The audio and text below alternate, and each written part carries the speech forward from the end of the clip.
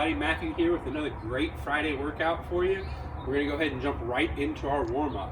Go ahead and set your clock for 2 minutes, and we're going to move for 2 minutes, whether that's rowing, biking, running, jumping jacks, jump rope, running in place. You can even throw in some dynamic movement, some butt kicks, high knees, inside taps, and such like that. Really just trying to get you to move for 2 minutes, get that blood flow going, all right? After we complete that 2 minutes, we're then going to roll into 4 rounds. In those 4 rounds, you're going to complete 20 seconds of up downs, 10-second rest, 20 seconds of inchworms, and a 10-second break. Once you have gone through both movements, that'll complete one of your rounds. And we're going to go ahead and complete 4 total rounds of that. So real quick, what an up down looks like, it's going to be like our burpee without a push up and a jump. Hands go down, we're going to jump our feet out into that plank, pause for a count, and stand up, completing the up down. So you're doing that for 20 seconds, 10-second break. Next 20 seconds are going to be spent doing an inchworm. For that inchworm, it's all about that hamstring stretch. Let's make sure we keep our knees completely locked out. If you need to, you can take a wider stance in order to make that happen. But we're going to go ahead and place the hands on the ground, legs straight, and we're going to walk all the way out. Since we're not adding a push-up in, feel free to walk straight past that push-up position, and then go ahead and walk back up. We're going to do that for another 20 seconds, 10-second break, and we're repeating that for 4 rounds, okay? Once we complete that, we're then going to go into a complete different set of 4 rounds, okay? Same format.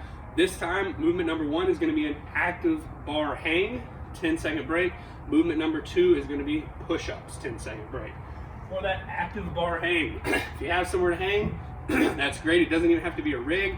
Just hang from something, and we're working on pulling that rib cage down, activating those lats. We're not just hanging there, okay? For a lot of you, you may not have a rig, may not have somewhere to hold onto. That's fine.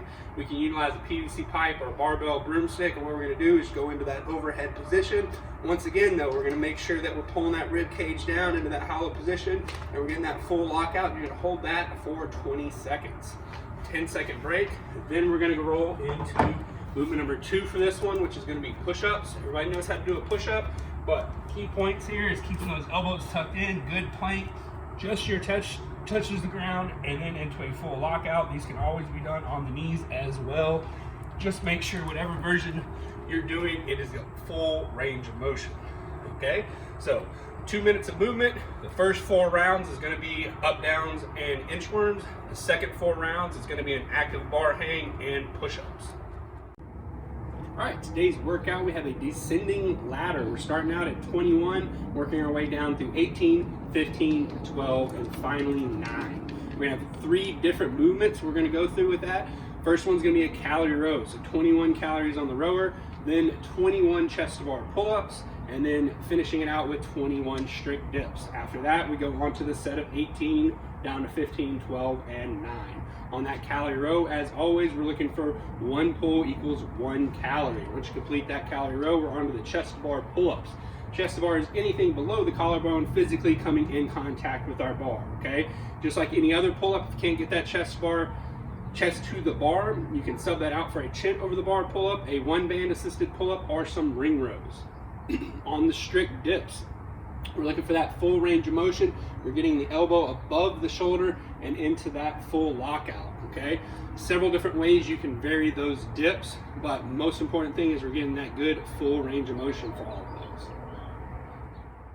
Okay, so the way this workout is written, a lot of you do not have the equipment necessary to take it on, but have no fear, we have some modifications to all the movements that will work for everybody.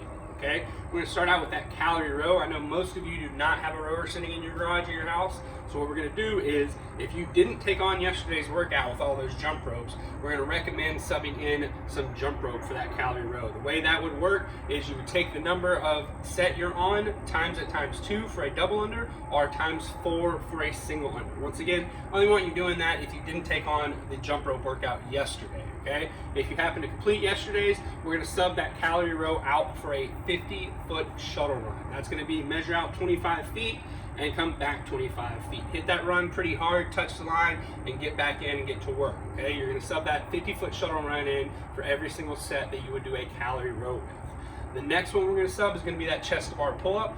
Once again, a lot of you probably don't have a rig or a pull-up bar. That's fine. We have a sub that'll work for you. Okay, we're going to go ahead and work those same pulling muscles with a bent over row. There's several different variations you can do that bent over row. Obviously, the barbell would always be a choice. Hinge at the hip, good flat back, pull all the way and make contact with your chest on that row. Okay, if you don't have a barbell, we can always use a set of dumbbells the same way. Good flat back. You can even add a rotation into that if you would like, but we're always in control of the dumbbell. Good solid movement. And last but not least, if we have a single kettlebell, we can still knock these things out. We're just going to do them as a single arm.